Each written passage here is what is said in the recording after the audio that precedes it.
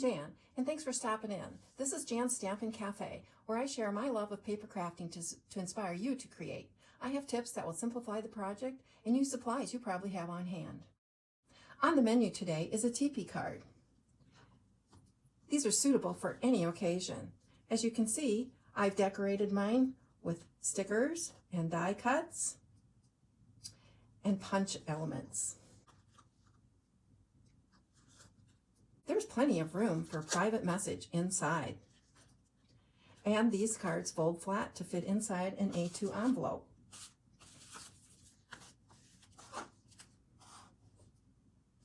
My samples also included some fussy cutting. Here's 2 of them. Now you're saying, oh, that flag, where did you get that? Well, that flag came off of this old sticker sheet. I've been trying to use up some of my old supplies, and I found this, and I thought, well, why can't I use this? So I lifted off my sticker, and if you'll notice, that sticker has a little edge around the design. There's a margin there. It's a little more visible when I put a dark cardstock under it, you see. Anyway, you'll take and place this sticker on a piece of white cardstock, and then you can simply take your scissors and trace around that edge, and it'll give you a perfectly die-cut looking item to put onto your card. Take a close look at this flag. Would you ever know that that was not die-cut? And then I didn't have that fancy little margin that comes on the stickers when I cut out these words. These words were from a Memories and More card pack that I had, and I needed to use it up. So I took the words and cut them all apart. They were on one card. And I just followed the edge of the letters. And this long straight edge, I knew I'd never get it straight. So if you look closely, you'll see that I have curved under every letter, just enough so that it looks intentional. Some of these embellishments extend beyond the bounds of the card. Take this balloon, for example. See, it sticks out way over the edge. Now, when I open this out to put it in my envelope, you'll notice now that those balloons are no longer beyond the bounds of the card. They fit perfectly in an envelope. So I'm going to show you how to achieve that when we make our card. We want 3 4x4 squares of cardstock. These are going to make your card body. We need 2 squares of 3 3/4 inch designer paper or print paper. Mine is 2-sided, so I'm going to take advantage of that. The other thing you're going to need are some embellishments. Now, as I said, I was using up some of my old stickers, and I found a couple die cuts and punches that'll go with this. I also found some dies that I could add to a string and make little flags for this bunting. So I'll be adding that. One last item that you're going to need is a 1 3/8 by 1 3/8 inch square that matches or contrasts these 2 pieces of designer paper that you already have included. And then I have also a sentiment that I'm going to use. And my sentiment is very long, you'll notice, so we'll be showing off how to add that to the card. In addition to these supplies, you'll also need some tools. You'll need a trimmer. You'll need a means of scoring, which you can use a bone folder. I have a score tool on my trimmer that I'll be using. You'll need some scissors, a pencil, and of course, some adhesive. I'm going to use the Tombow Mono Adhesive Glue. Now, if you choose to use a liquid glue today, be sure that your glue does not have too much water content. A lot of times glues will have a lot of water content, and when that happens, your project turns out sort of waffly, and we don't want that to happen to your cute little card. We are going to start with our 4x4 inch squares of cardstock. We are going to score them all in the diagonal, meaning we are scoring from corner to corner. So you're going to lay your cardstock down. I have a track that my score tool runs in, and I want to make sure that I go exactly from point to point. So in order to achieve that, I'm going to hold my first point down with my finger and then I can swivel my cardstock to line up with the track in the lower position. Now I'll hold that still and score. I don't know if you can see it on this dark cardstock, but there is a score line there. We're going to repeat that with all 3 pieces.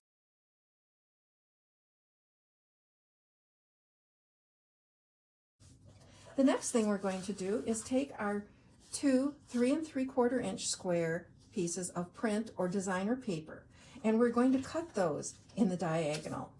Now before you cut them, you might want to take a look and see that they fit nicely inside that 4-inch square before you even start.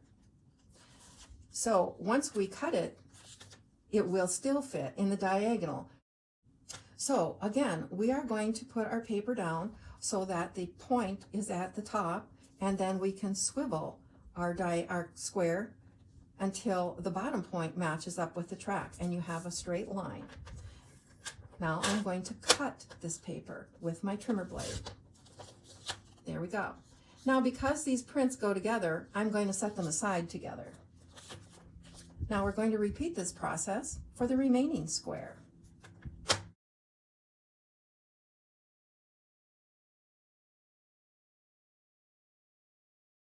Now we had a 1 3/8 inch square out of the same paper, and I have already cut that diagonally using the same method. Now we're going to take our bone folder and we're going to score or burnish these folds. Now even though there is a score line there, you can still adjust that fold ever so slightly when you burnish it. So what I want you to do is take your cardstock and make sure that these points are matching perfectly, and hold them down firmly with your finger. Using your bone folder, start at that corner and smooth down and across. And when you're done, your points will be perfect. Okay, now we're going to repeat that. And notice, when you have a score line, you have a bump on one side and an indentation on the other. You should always fold your cardstock so that the bump is on the inside of the fold. Hold it firmly and take your bone folder and score and burnish. You see I have that ripple right there? Mine is not perfect. So we'll just take and try to push that fold again. All right, our last one. Repeat the process. So if yours turns out so it's not quite perfect, you see my edge is a little bit off right there, we can adjust that in the end. So the next thing I want you to do is take your 3 cardstock pieces, lay one down in front of you as a diamond so that the fold goes north and south or top to bottom. Now take your other cardstock pieces and use the outer edge to line up with the fold on the first one. Okay, and it should look like this. Now you're going to take a pencil and make just a little dot out here at the edge. I'm making a dot right at the cut edge of this square and where it meets the bottom square. So just a little dot, okay? And now we're going to take the other one and do the same thing on the other side, making sure that the points come together perfectly at the top. That's going to be the top of your card, and you want to make sure that that point is ever so sharp, okay? Put these back in place. This is where your pieces should lay once we're glued.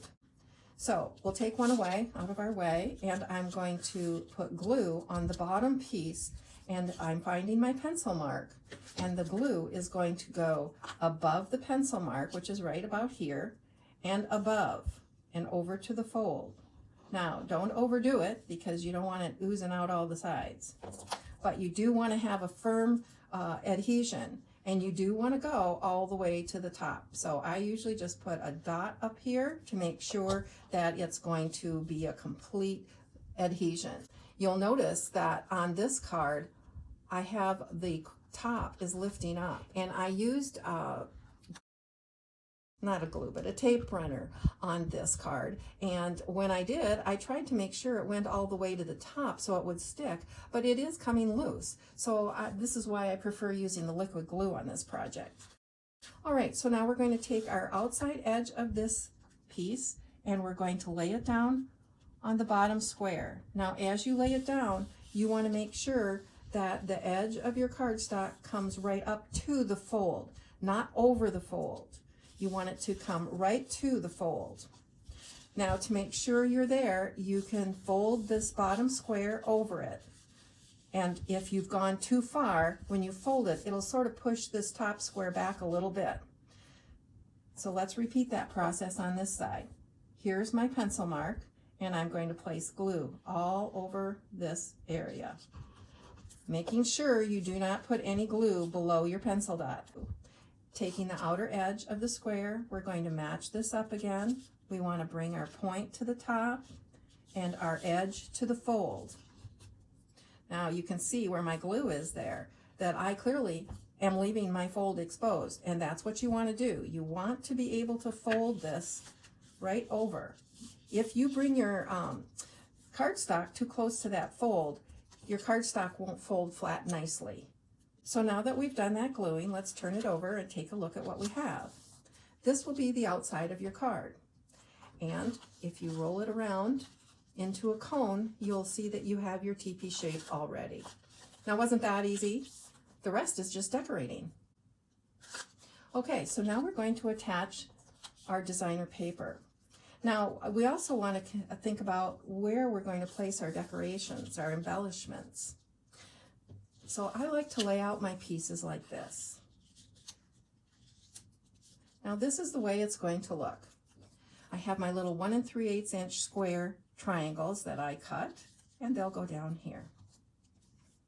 Now this is a lovely card, but we'll have to sign on the inside, and I don't have any white cardstock, so I'm going to make use of my double-sided paper and just flip one over like that. Okay, let's put our layers of DSP on our card.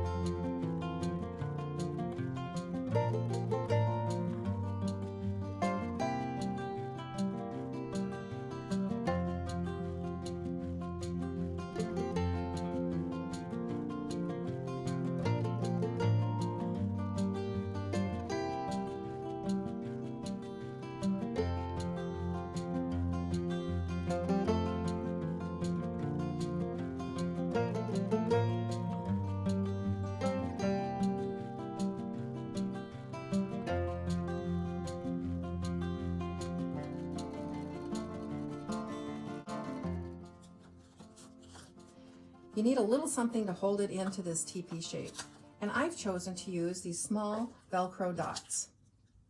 I got these from Amazon, and they come with a double-sided adhesive so that you can stick them down quite easily.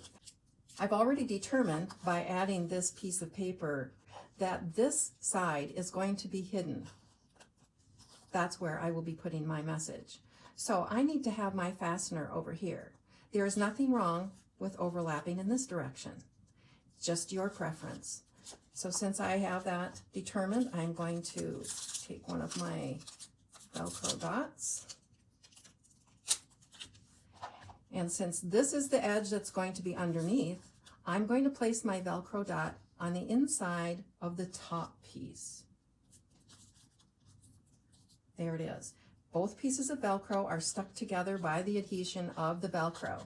Now when I close this, the glue will hold the other side to the card so that now it will open and close and stay fastened. So let's review the placement of our embellishments and where they need to go. When the card goes in the A2 envelope, it's going to fold flat like this. So this long edge here is, and these sides are the edges that we need to stay within. So when we open up our card, we have to remember this long edge and these edges are what we need to stay within. We're going to take the topmost point of the teepee and align it with one of the lines on my craft mat. Now it's going to sit on these 2 points. these are the feet. Well, 3, 1, 2, and 3 feet. So what I want to do is have a straight line for my teepee so that the feet are on the desk, or when it's standing up, like this. So I need a straight line from the top of my teepee between my 2 feet. So if I go to the shortest point of this teepee side, that will give me the straight vertical of my card when it is sitting on the mantle. So when I attach all my elements, if I attach this straight across, you'll be able to read it when it's standing up. But you'll see this long edge is where the envelope is going to hit. So I need to make sure that that gets slid over just a little bit more. Now I can adhere all of my elements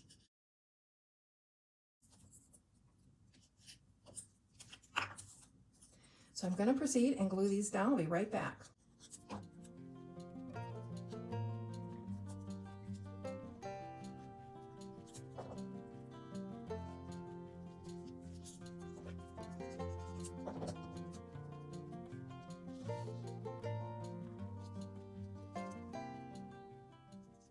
Okay, so now I'm back. We have attached our embellishments, and I have my fastener. I have one more embellishment that I want to add to the card. That is my bunting. And so I can string these across in any spacing that I want to do. So I can truly put, one on each side of the teepee or 2 or whatever. I can drape them across, or I can just attach them and wrap them around like a Christmas tree. So I'm going to decide what I'm going to do with those, and we'll be right back. Okay, so let me explain to you what I did with this bunting. I decided I wanted it to be strung all the way around the card because I knew I had this fastener here, it would work. Plus, it will bend over the fold that we are concerned about with the envelope, and it will still close completely or lay flat completely in my envelope. If you have any questions, please contact me. You have my email down below. And if you're interested in seeing more tutorials, I would love to hear from you. Thanks so much for watching. I hope you enjoyed today's project.